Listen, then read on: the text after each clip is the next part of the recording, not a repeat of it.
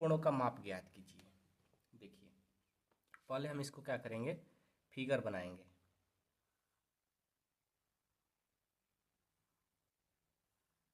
ठीक है, इसका नाम ए है, इसका नाम बी है, इसका नाम सी, इसका नाम डी।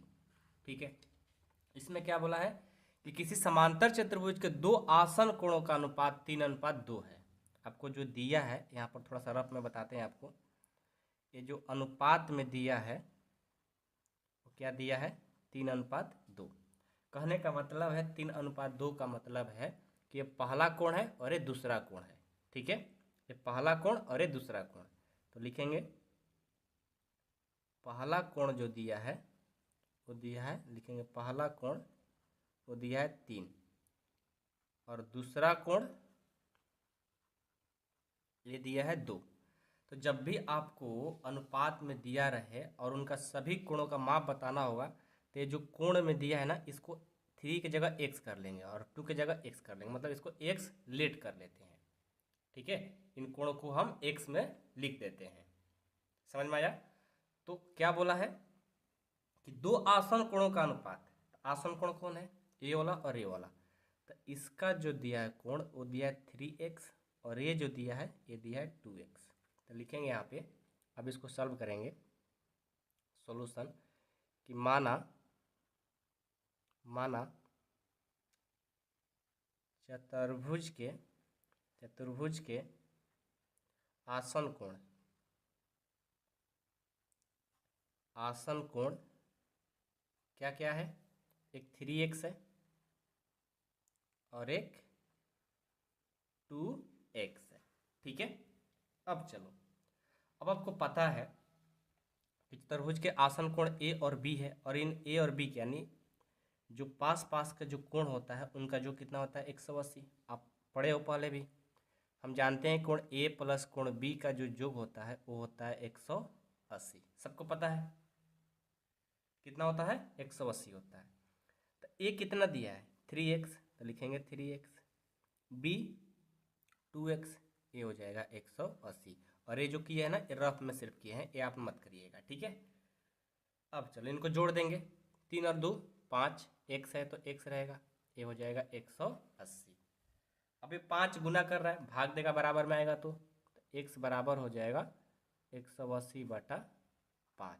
इसको कटा दो, 5 3 15, 5 6 30, यानी 36 बार में कट जाएगा। x का मान आ गया 36। तो देखो तो आपसे बोला है कि समांतर चतुर्भुज का सभी कोण बताना है। तो पहला कोण को क्या माने थे 3x ना, लिखेंगे पहला कोण यानी कोण A कितना आया 3x लिए थे ना, तो 3x, तो 3 का 3 x का मान आया 36, तो 36 से गुना कर देंगे, ये आ जाएगा 108। 36 दिया 108 डिग्री, पहला आ गया। अब दूसरा कोण B है, B को माने हैं 2x, तो ये कितना हो जाएगा, ये आपका हो जाएगा 2 गुना 36 यानी 72। अब उसके बाद देखो ये आ गया 108, ये आ गया 72। आपको पता है ना कि समूह कोण ये वाला कोण ये कोण के बराबर होता है, तो 108 है तो ये भी 108 हो जाएगा। ये समूह कोण है, ये भी कितना हो जाएगा 72 डिग्री। तो लिखेंगे यहाँ से कोण C जो होगा वो कितना होगा 108 डिग्री होगा और कोण D जो होगा वो 72 डिग्री होगा। क्यों होगा, तो समूह कोण बराबर होते हैं। ठीक है, क्यों, तो समूह कोण है दोनों, इसलिए सबका आंसर आ गया। ए भी आ गया, बी भी आ गया, सी भी आ गया, डी भी आ गया। सी और डी कैसे आया, तो समूह कोण के अकॉर्डिंग आया। ठीक है, कोई दिक्कत नहीं किसी को। 5 नंबर समझ में आया। अब चलो 6 देखते हैं। 6 भी बहुत ईजी है। ठीक है, ध्यान देना। ये बोला है किसी समांतर चतुर्भुज के दो आसन कोणों का माप बराबर है तो समांतर चतुर्भुज के सभी कोणों का माप ज्ञात कीजिए। जस्ट वैसा ही प्रश्न है, पहले फिगर बनाओ। ए और ए बी, ए सी और ए डी। अब देखो तो ये बोला है कि समांतर चतुर्भुज के सभी कोण ज्ञात कीजिए, लेकिन किसी समांतर चतुर्भुज के दो आसन कोण का माप क्या है, बराबर है। ये जो ए और बी आसन कोण है इसका मतलब ए भी एक्स है और ए भी एक्स है, दोनों क्या है इक्वल है। ठीक है, तो हम लिखेंगे माना जो कोण ए है वो कितना है एक्स, तो बी भी कितना होगा वो एक्स ही होगा। क्यों दोनों बराबर हुआ? क्योंकि यहाँ पर लिखा है कि आसन कोण का माप क्या है बराबर है, इसलिए ए भी और बी भी दोनों इक्वल हो गए। और आपको पता है ना कि कोण ए और कोण बी का जो योग होता है, योगफल होता है वो 180 डिग्री होता है। तो यहाँ से ए है एक्स, बी है एक्स बराबर 180। तो यहाँ से एक्स एक्स 2x बराबर 180। तो यहाँ से x बराबर करेंगे 180/2 यानी कट जाएगा 90 बार में, x का मान आ गया 90। ठीक है, तो आपको पता है ना कि यहाँ पर a 90 तो a भी 90 और a 90 तो a भी 90। तो लिखेंगे कोण a 90, कोण b भी 90, कोण c भी 90 और कोण d भी 90। ठीक है, नहीं तो आप ऐसे भी लिख सकते हो कि कोण ए और कोण बी बराबर है तो इसका मान आ गया 90 डिग्री। ठीक है, तो सी और डी भी बराबर है और इसका भी सम कितना होगा 180। क्यों? क्योंकि सम्मुख कोण है, यहाँ लिख देंगे सम्मुख कोण। क्यों बराबर है भाई? तो ए कोण के बराबर ए 90 तो ए भी 90, ए 90 तो ए भी 90, सम्मुख कोण से ए बराबर हो गए। तो देखो आज की इस वीडियो में हमने 3 से लेकर के 6 तक क्वेश्चन को सॉल्व किया, यानी 4 प्रश्न हल किए। जो दिक्कत होगा कमेंट बॉक्स में कमेंट करिएगा और आगे के प्रश्न जल्द ही वीडियो ला देंगे, कल आ जाएगा, उसको भी देखिएगा। बहुत ईजी है, ध्यान से करोगे तो कोई ज़्यादा बड़ी चीज़ नहीं है। मिलते हैं नेक्स्ट वीडियो में, थैंक यू। एक्स वाई और जेड कोणों का माप ज्ञात कीजिए, ज्ञात करने में प्रयोग किए गए गुणों को भी बताइए। देखियो एक्स वाई जेड का तो मान निकालना ही है और साथ में इसका क्या उपयोग करके बनाए हो इसको भी बताना है, और ये आपका फिगर है। आइए हम इस क्वेश्चन को पहले से लिख करके रेडी रखे हुए हैं। ठीक है, बस आपको क्या करना है, थोड़ा ध्यान से देखना है। ठीक है, आ जाओ, बहुत ईजी है, ध्यान देना। पहले यहाँ देखो फिगर है कि HOPE, HOP में देखो एक आकृति है, ये 40, ये Z, ये 70, ये Y, ये X, लेकिन एक समांतर चतुर्भुज दिया है, लेकिन साथ में यहाँ पर एक विकर्ण खींचा गया है। ठीक है, देखो आपको पहले हम बताते हैं, बहुत ही इंपॉर्टेंट क्वेश्चन है, आपको बता दें। इधर पहले हम रफ में कुछ चर्चा कर लेते हैं बातें, ठीक है, ताकि आपको पीछे जो पढ़ाए हैं भूल गए होगे तो याद आ जाएगा। कोई भी एक समांतर चतुर्भुज रहता है, ठीक है, जब उसमें एक विकर्ण खींचा जाता है तो उसका कंडीशन होता है। कंडीशन क्या क्या है इसमें? फर्स्ट कंडीशन है कि एकांतर कोण बनता है। क्या बनेगा? एकांतर कोण। और एकांतर कोण किसको बोलेंगे? ये जो जेड जैसा शेप बन रहा है ना, जेड वाला जो फिगर बन रहा है, यही हमारा एकांतर कोण होता है। एकांतर कोण क्या होता है कि ये जो कोण होता है इस कोण के इक्वल होता है। मतलब जहाँ जेड बनाया समझो कि ए वाला कोण इस कोण को इक्वल होगा। उसके बाद इसमें एक त्रिभुज बनता है, जैसे जेड बनाएगा उसके बाद एक त्रिभुज भी बनता है। इसमें क्या बनेगा? एक त्रिभुज भी बनेगा। ठीक है, क्या बनेगा? एक त्रिभुज भी बनेगा। ठीक है, उसके बाद अब हम इसी मेथड पर इस क्वेश्चन को सॉल्व करेंगे। आप ध्यान देना, ठीक है। यहाँ पर भी देखो, एक यहाँ से ये जो फिगर आ रहा है यहाँ से यहाँ तक ये गया और ये आया, एक जेड जैसा शेप बन रहा है। इसमें एकांतर कोण बनेगा, त्रिभुज बनेगा, रैखिक युग्म भी बन रहा है। देखो यहाँ से एक रैखिक युग्म भी बन रहा है। रैखिक युग्म क्या होता है कि एक लाइन है उस पर कट करेगा और इसका जो बनता है इसका सम होता है, यानी योग होता है 180। तो यहाँ पर एक रैखिक युग्म भी बन रहा है। ठीक है, तो बहुत ईजी है, इसमें आपको कुछ नहीं करना है। पहले ध्यान दो, पहले यार ये देखो यहाँ से एक जेड जैसा शेप बनना ना, ये जेड जैसा शेप बना। तो जेड जैसा शेप बना तो अब यहाँ पर आपको पता है कि जितना का ये कोण होगा, ये जितना का कोण होगा उतना ही का ये होगा, और ये वाई जितना का होगा, ये वाई जितना का होगा ये भी उतना ही का होगा, क्योंकि ये जेड शेप बन रहा है। तो यहाँ से देखो तो ए वाई, ये कोण बन रहा है इसके साथ, तो वाई भी कितना हो जाएगा? 40 डिग्री, क्योंकि पता है कि जब एकांतर कोण एक दूसरे क्या होता है? इक्वल होता है। तो हम यहाँ से लिख सकते हैं कि जो वाई होगा वो 40 डिग्री होगा। ये वाई 40 डिग्री क्यों हुआ? क्योंकि दिख रहा है ना, नहीं दिख रहा है क्या यार? अब देखो, अब दिख रहा होगा। नहीं दिख रहा था क्या कब से? दिख रहा था ना? चलो ठीक है। तो y जो है ये कितना बनाएगा? 40 डिग्री। y कितना बनाएगा? 40 डिग्री। क्यों बनाया? क्योंकि देखो एकांतर कोण कहता है ये जितना का होगा उतना ही क्या ये भी होगा, क्योंकि एक जेड जैसा शेप बन रहा है। तो यहाँ पर कंडीशन लिखेंगे एकांतर कोण। कौन सा कोण? एकांतर कोण की वजह से y का वैल्यू 40 डिग्री हो गया। ठीक है। तो अब इस जेड, यहाँ जेड बना रहा है, यहाँ पर क्या बनाएगा? ये भी जेड ही बनाएगा। ये कितना बनाएगा? ये भी जेड बनाएगा। लेकिन ये जेड और ये भी जेड दोनों तो इक्वल हो गया, तो जेड ना लेकर के हम इसको 1 डिग्री ले लेते हैं। क्या ले लिए? कोण 1 बना दिए। जेड ना लेकर के 1 बना दिए, यानी जेड जो है कोण 1 के बराबर होगा। हम इसे मान लिए कि कोण 1 है नहीं, कोण 1 माने हैं सिर्फ। ठीक है। तो ये जेड कोण 1 के बराबर क्यों हुआ? क्योंकि ये भी एक एकांतर कोण ही है। क्यों हुआ? क्योंकि एक एकांतर कोण है ए भी। ठीक है।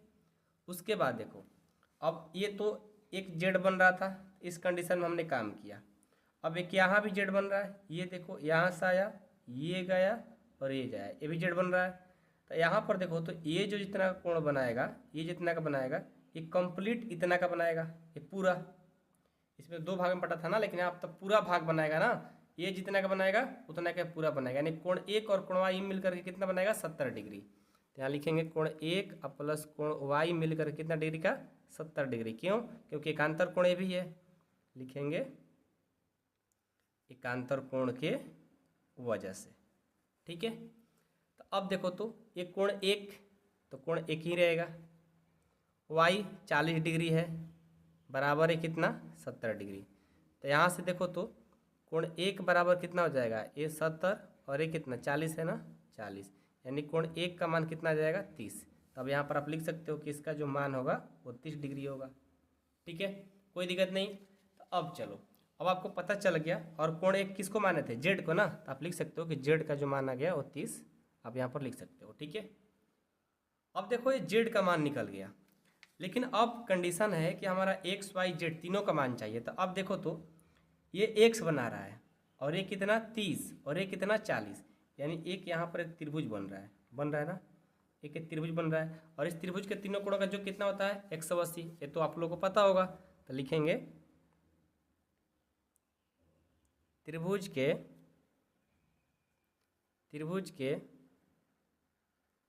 तीनों कोणों का योग, तीनों कोणों का योग कितना होता है?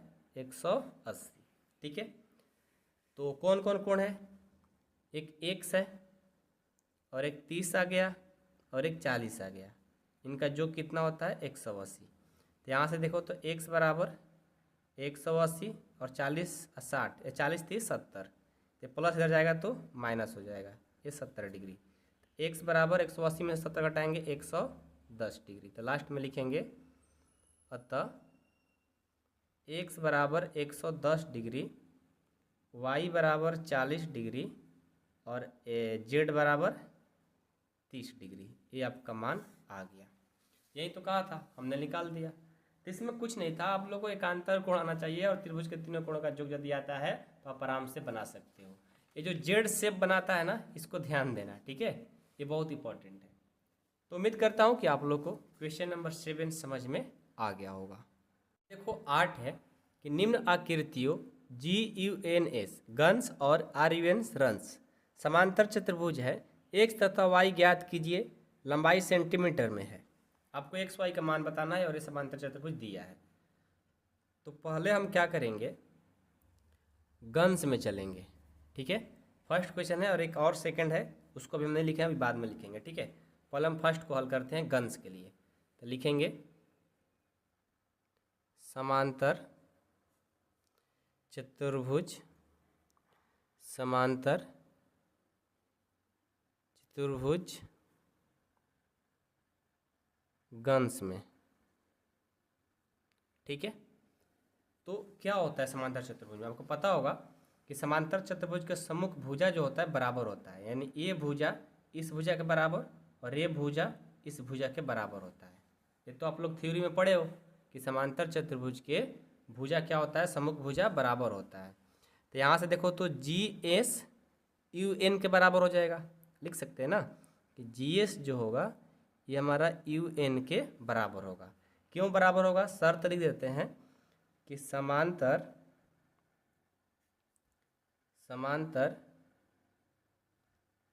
चतुर्भुज के सम्मुख भुजाएं बराबर माप की होती है, ठीक है। तो देखो तो ये 3x किसके बराबर होगा? 18 के। तो 3x बराबर 18।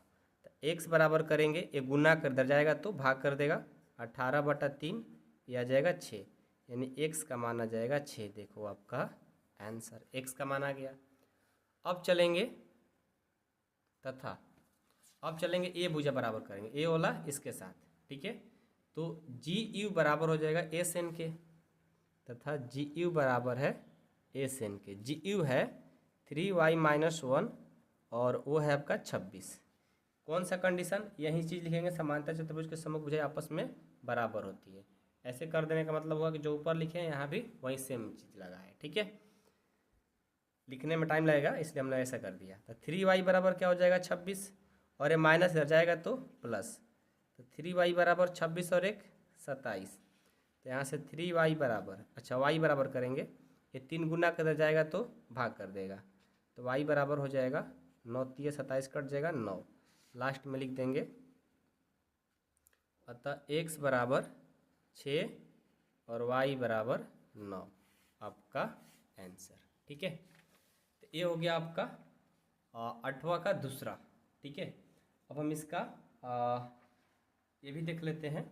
दूसरा ये है, इसमें ये जो है इसका नाम है RUNS, रंस। तो लिखेंगे सबसे पहले समांतर चतुर्भुज रंस में, ठीक है।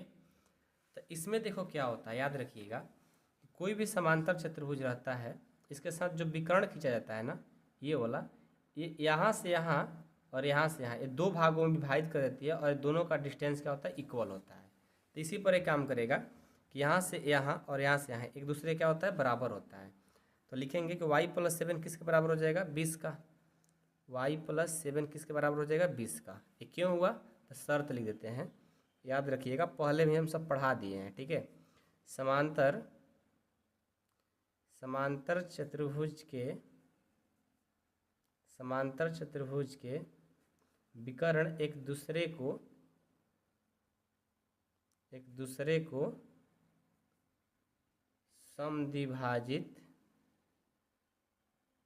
समद्विभाजित करते हैं, ठीक है। तो क्या हो जाएगा? y = ये 20 और ये प्लस कर जाएगा तो माइनस, यानी y का मान 13 आ गया, ठीक है। कोई दिक्कत नहीं है किसी को? सबको समझ में आ रहा है? आ रहा है ना? चलो अब ये वाला इसके बराबर कर दो। तो x प्लस लिखेंगे, तथा x + y बराबर 16। ये कौन सा कंडीशन? यही सेम चीज़, ठीक है। तो y का मान लाए हो 13, तो यहाँ पर 13 भर दो, और ये 16। x बराबर हो जाएगा 16 और ये प्लस कर जाएगा तो माइनस, x बराबर क्या आ गया? 3। ये देखो, जब x का मान 3 आ गया तो लिखेंगे अतः x बराबर 3 और y बराबर 13 आपका आंसर हो गया, ठीक है। तो ये था 8। अब हम इसका 9 नंबर देखते हैं। 9 नंबर जो प्रश्न है थोड़ा अच्छा क्वेश्चन है, ठीक है। दी गई आकृति रिस्क और क्लू में दोनों समांतर चतुर्भुज है, x का मान ज्ञात करना है। देखो यहाँ पर 2 समांतर चतुर्भुज है, कौन कौन? तो एक रिस्क और एक क्लू। तो पहले हम देखो यहाँ पर रफ में रिस्क बनाते हैं, ठीक है। ये देखो, ये रिस्क है, रिस्क, और एक और है जिसका नाम है क्लू, ठीक है। 2 समांतर चतुर्भुज है।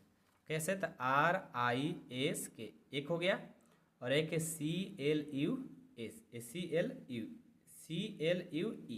2 समांतर चतुर्भुज बन रहा है। और इसमें यहाँ पर एक x दिया है और यहाँ पर 70 डिग्री और एक 120 डिग्री, तब आपको एक्स का मान निकालना है। ठीक है, तो आपको देखने में पता चल रहा है कि के का जो मान दिया है यानी 120 दिया है। ठीक है, और एल जो दिया है, एल ये दिया है 70 डिग्री। इतना तो पता है आप लोग को। आप लोग क्या करना है कि यहाँ पर जो एक त्रिभुज बन रहा है, यहाँ जो एक त्रिभुज बन रहा है, ये जो एक्स दिया है, तो बाकी का मान निकाल करके तीनों का जो 180 कर देंगे, एक्स का मान आ जाएगा। ये आपको दोनों को निकालना है। कैसे निकालेंगे, तो देखो हमें एस और क्या निकालना है, एस और ई निकालना है। ठीक है, हमारा काम हो जाएगा। कैसे निकालेंगे, तो देखो आपको पता है कि समांतर चतुर्भुज में आसन कोण यानी ये कोण और ये कोण दोनों का सम यानी आपस वाला का दोनों का कोण का जो सम होता है यानी जोग होता है 180 होता है। ये तो पता है ना, तो इसी मदद से हम निकालेंगे। आज अब इसको सॉल्व करते हैं, ध्यान से देखना, बहुत इंपॉर्टेंट है। हम चलते हैं रिस्क समांतर चतुर्भुज में, रिस्क समांतर चतुर्भुज में। तो कोण के और कोण एस यानी दोनों का आपस का सम क्या होता है, कोण के प्लस कोण एस, एक आसन कोण के हिसाब से इसका योग होता है 180। शर्त लिख देते हैं कि आसन कोण है। ठीक है, आसन कोण। अब चलो, तो यहाँ से क्या करें, कोण के दिया है 120, तो 120 कोण एस बराबर 180, तो कोण एस बराबर हो जाएगा 180 माइनस 120, तो कोण एस बराबर हो जाएगा आपका 60 डिग्री।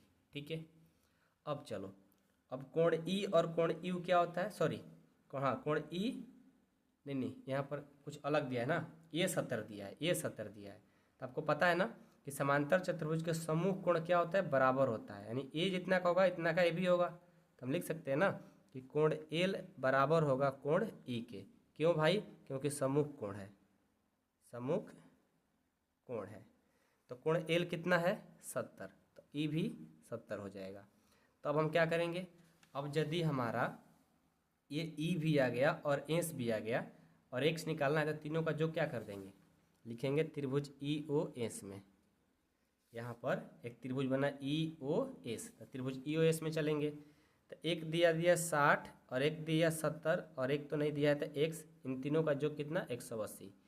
तो 60 और 70 जोड़ेंगे, ये हो जाएगा 130 प्लस एक्स बराबर 180, एक्स बराबर 180 माइनस 130, तो एक्स बराबर हो जाएगा 50 डिग्री। ये आपका आंसर। आई होप कि आप लोग को समझ में आ गया होगा, एक्स का मान 50 डिग्री आ गया।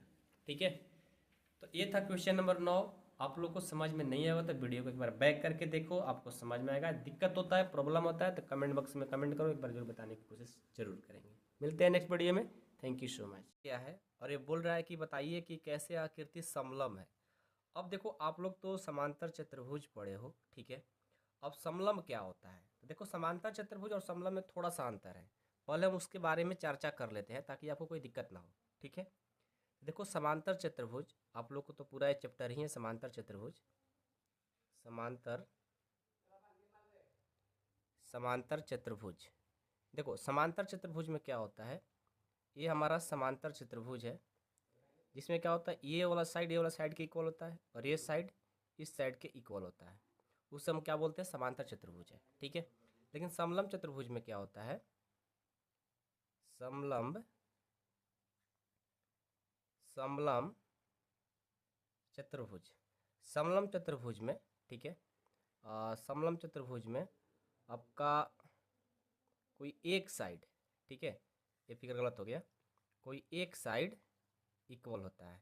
ठीक है, जैसे ये देखो ये वाला और ये वाला इक्वल नहीं, लेकिन ये वाला इक्वल है, मतलब एक साइड इक्वल होता है, उसे हम लोग क्या बोलेंगे, समलंब चतुर्भुज। ठीक है, तो पता कैसे करेंगे, इस क्वेश्चन में आपका यही का नाम है कि बताइए कैसे आकृति एक समलंब है, इसकी कौन सी दो भुजा समानांतर है। तो देखो हम लोग सबसे पहले क्या करेंगे, एक और तरीका याद रखिएगा कि जब हम इन दोनों का, ठीक है, इन दोनों का जब सम यानी जोड़ेंगे, यदि 180 हो जाता है तो समझ जाओ कि वो भी क्या है, एक समलंब चतुर्भुज है। ठीक है, मतलब दो आसन कोण मतलब पास वाला दोनों कोण का योग यदि 180 हो जाएगा तो फिर भी हम बोल सकते हैं वो समलंब चतुर्भुज है। ठीक है, ये भी मेथड हो गया। तो इसी मेथड से हम बताएंगे, याद रखिएगा कि सबसे पहले हम क्या करेंगे कि यहाँ पर कौन कौन कोण है, कोण एल है और कोण एम, कोण एल प्लस कोण एम, ये कितने का होता है, 180 का।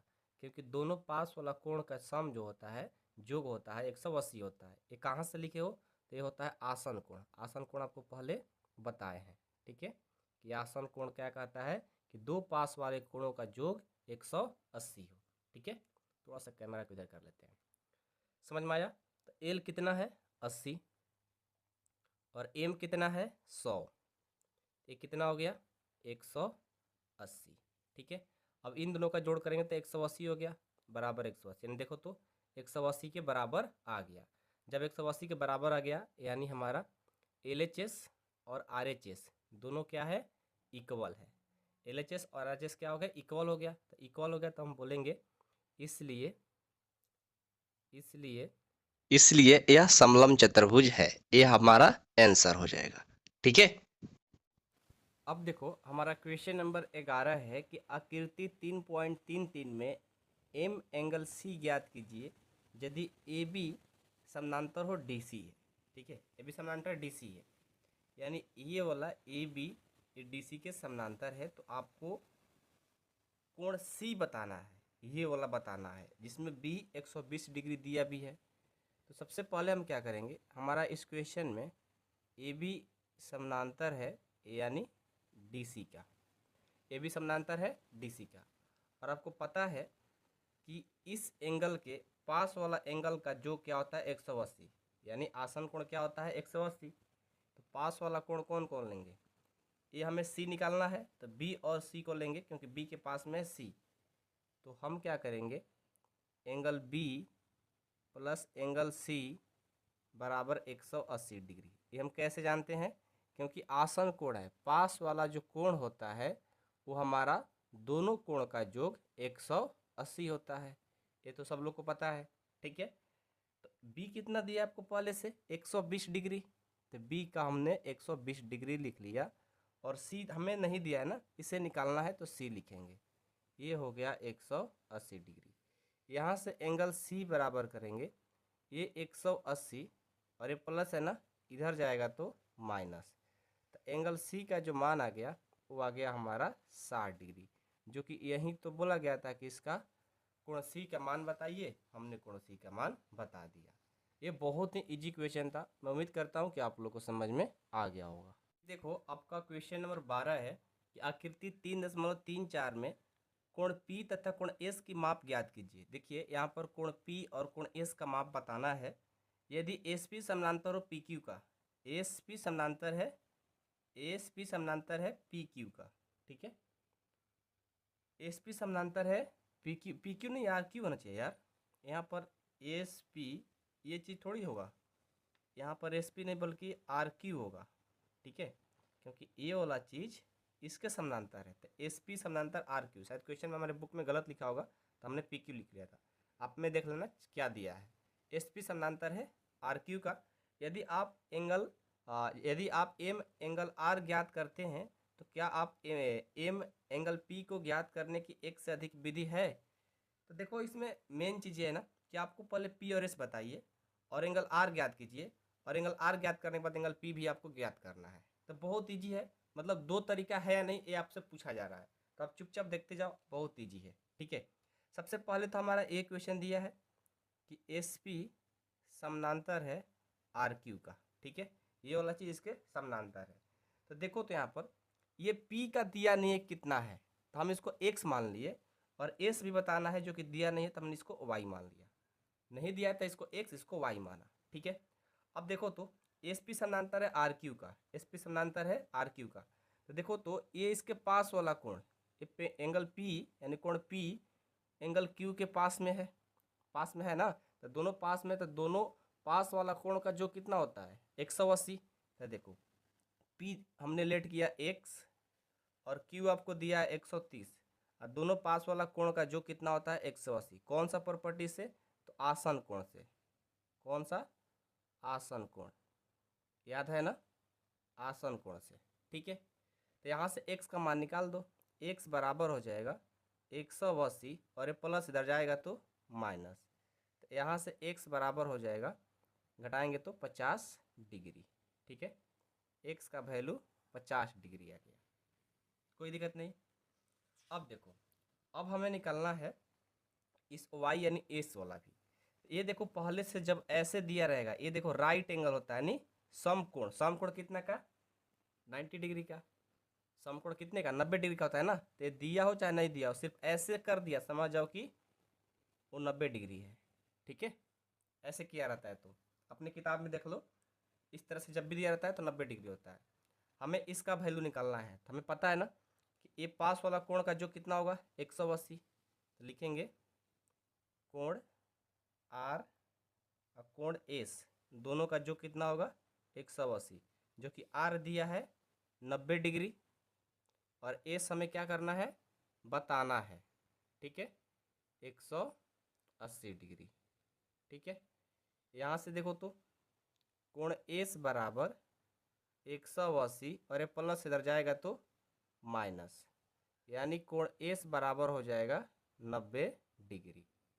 कोण एस कितना आ गया? 90 डिग्री। समझ में आया? ये जो एक्स आया है 50 डिग्री, इसको हम क्या लिख सकते हैं? एक्स को हम पी लिख सकते हैं, यानी पी जो आया है हमारा 50 डिग्री आया है। इसको ध्यान रखना। ठीक है, और यहाँ पर जो हम एस के बदले वाई लिए है ना, तो आप यहाँ पर वाई भी लिख सकते थे, लेकिन हमने एस ही लगा के बना दिया, तो इससे कोई दिक्कत नहीं है। ठीक है, कोई दिक्कत नहीं किसी को। तो हमने पी भी निकाल दिया और एस भी निकाल दिया।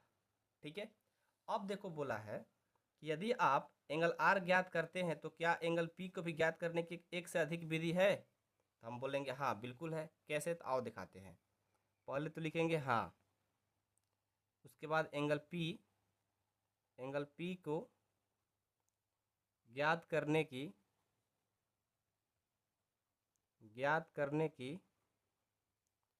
एक से